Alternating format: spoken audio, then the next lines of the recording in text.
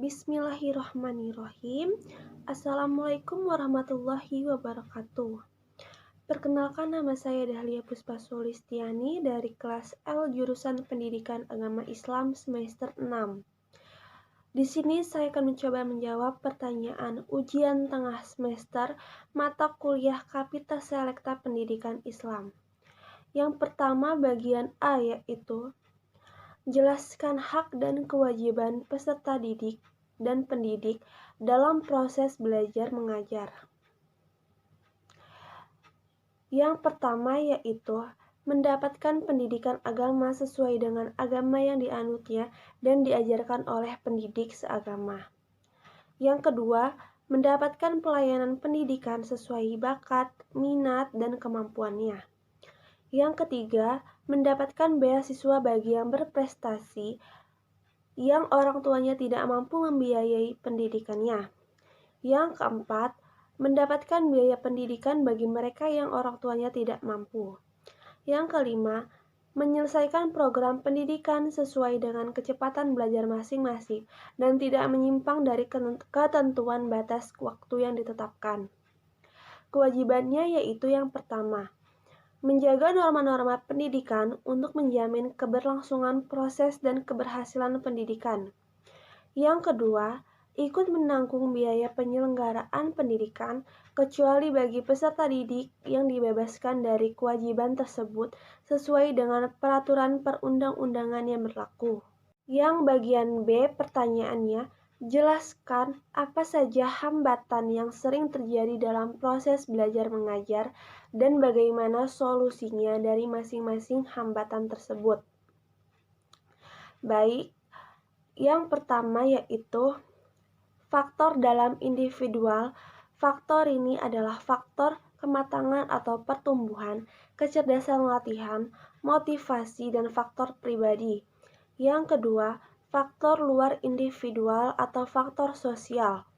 Faktor ini meliputi keluarga, guru, dan cara mengajarnya, alat pembelajarannya, lingkungan, dan kesempatan yang tersedia, dan motivasi sosial. Setiap permasalahan dari keluarga akan berpengaruh pada saat di sekolah. Kemudian, hal tersebut akan ditangani oleh guru BK. Setiap guru BK memang seharusnya dan selayaknya memperhatikan perkembangan peserta didik secara menyeluruh, sehingga ketika setiap ada permasalahan dapat ditangani secara cepat dan peserta didik dapat belajar dengan baik dan dapat menyerap kembali pembelajaran yang diberikan oleh guru. Solusinya, karena ketika setiap menghadapi seorang peserta didik yang bermasalah, tidak seharusnya penanganannya menjadikan beban bagi peserta didik. Sebisa mungkin guru BK harus bisa menjadi sahabat ataupun keluarga bagi peserta didik, sehingga peserta didik dapat menyampaikan masalahnya secara menyeluruh dan dapat dicari solusinya. Teknik yang harus diperhatikan saat menghadapi peserta didik yang bermasalah yaitu yang pertama adalah teknik verbal. Teknik ini menggunakan suatu ucapan kalimat, seperti ketika menanggapi peserta didik bercerita bahwa orang tuanya akan bercerai. Kemudian, guru BK membalasnya menggunakan teknik verbal. Dulu pernah ada kejadian seperti itu, apa kamu tidak ingin berbicara dulu ke mamamu agar tidak keras kepala? Yang kedua yaitu dengan teknik nonverbal. Teknik ini menggunakan suatu gerakan atau isyarat tubuh, misalkan seperti anggukan kepala untuk menandakan ungkapan setuju ataupun paham, senyum, tatapan mata untuk menyatakan perhatian, intonasi suara, ekspresi muka, diam, gerakan tangan, gerakan bibir, dan jarak tempat duduk. Kedua teknik tersebut sangat penting dan harus diperhatikan, karena ketika seorang konselor atau guru BK dapat menguasai peserta didik, maka penyelesaian masalah tersebut akan dapat ditangani secara efisien. Pertanyaan yang kedua bagian A yaitu, menurut Anda, bagaimana cara meningkatkan profesionalisme seorang guru dalam dunia pendidikan? Yang pertama yaitu menempuh pendidikan pada jenjang yang lebih tinggi sesuai kualifikasi akademik. Yang kedua, mengikuti kegiatan KKG atau kelompok kerja guru. Melalui wadah inilah para guru diarahkan untuk mencari berbagai pengalaman mengenai metodologi pembelajaran dan bahan ajar yang dapat diterapkan di dalam kelas. Yang ketiga, meningkatkan kesejahteraan guru. Kesejahteraan guru tidak dapat diabaikan karena merupakan salah satu faktor penentu dalam peningkatan kinerja yang secara langsung terhadap mutu pendidikan. Yang keempat yaitu senantiasa produktif dalam menghasilkan karya-karya di bidang pendidikan. Guru hendaknya memiliki kesadaran untuk lebih banyak menulis, terutama mengenai masalah-masalah pendidikan dan pengajaran. Pertanyaan yang kedua yaitu, jelaskan bagaimana upaya sebagai calon pendidik untuk meningkatkan mutu pendidikan di masa mendatang dan berikan contohnya. Baik, yang pertama yaitu efektivitas proses belajar mengajar yang tinggi. Proses belajar mengajar yang menjadikan peserta didik sebagai faktor utama pendidikan. Dalam hal ini, guru harus menjadikan peserta didik memiliki kecakapan untuk belajar dan memperoleh pengetahuan tentang cara belajar yang efektif. Yang kedua yaitu kepemimpinan yang kuat. Kepemimpinan kepala sekolah merupakan faktor utama dalam mewujudkan visi, misi, tujuan, dan sasaran sekolah. Oleh karena itu, kepala sekolah dikatakan berkualitas apabila kepala sekolah dapat memberi pengaruh yang lebih baik dalam tindakan-tindakan kinerjanya. Yang ketiga, yaitu sekolah memiliki budaya mutu.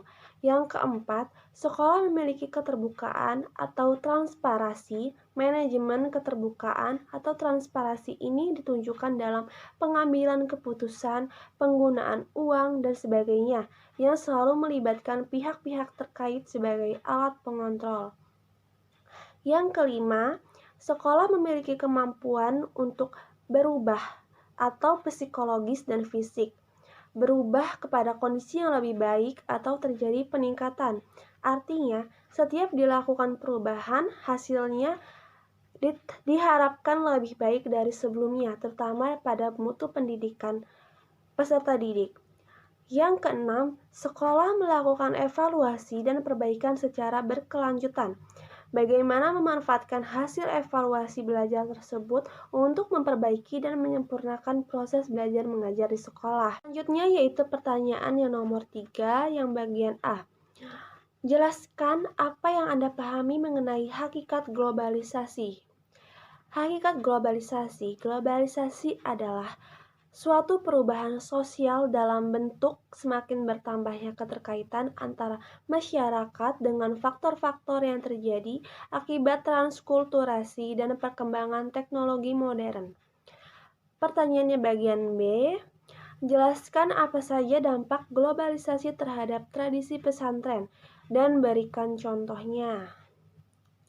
Dampak globalisasi terhadap tradisi pesantren yaitu menghadapi arus globalisasi selayaknya pesantren melakukan asimilasi ilmu pengetahuan dan teknologi modern. Hal tersebut merupakan salah satu cara untuk mengejar ketertinggalan umat Islam di era globalisasi dan modern ini. Yang perlu diketahui bahwa pesantren tidak hanya mengantarkan manusia untuk menguasai berbagai ajaran yang ada pada Islam, tetapi yang terpenting adalah bagaimana manusia dapat mengamalkan ajaran-ajaran itu dalam kehidupan sehari-hari. Serta pendidikan pesantren menekankan keutuhan dan keterpaduan antara ranah kognitif, afektif, dan psikomotornya. Contohnya seperti sistem dan kelembagaan pesantren telah dimodernisasi dan disesuaikan dengan tuntunan pembangunan, terutama dalam aspek kelembagaan yang secara otomatis akan mempengaruhi sistem pendidikan yang mengacu pada tujuan institusional lembaga tersebut. Selanjutnya yaitu pertanyaan yang nomor 4 bagian A. Jelaskan dasar dan tujuan pendidikan Islam transformatif.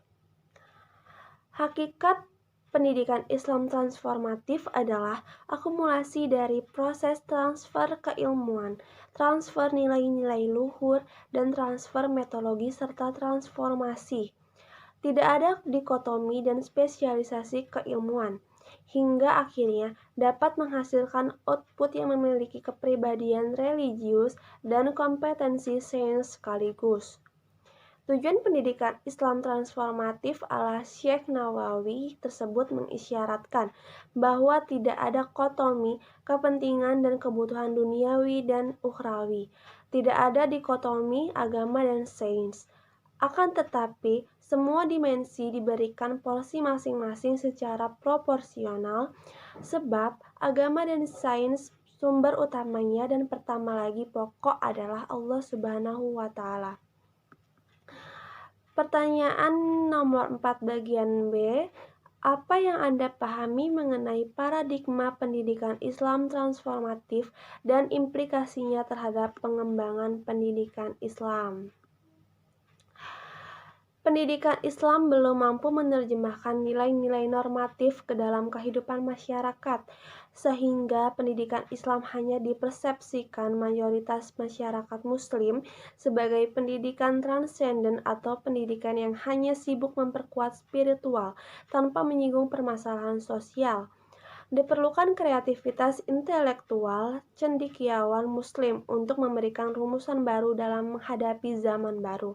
Implikasinya adalah pengembangan pendidikan Islam terlihat dalam 4 aspek, yaitu yang pertama, hakikat pendidikan Islam ialah pendidikan yang mengarahkan kepada dialog antara tuntutan konteks terhadap teks suci. Yang kedua, metode pendidikan Islam meliputi dialog dan metode aksi. Yang ketiga, tujuan pendidikan Islam meliputi tujuan humanisasi, liberasi, dan transendensi. Yang keempat, lembaga pendidikan Islam adalah lembaga semua lapisan serta memiliki visi profetik. Baiklah, sekian jawaban yang dapat saya sampaikan. Apabila ada kesalahan, saya mohon maaf.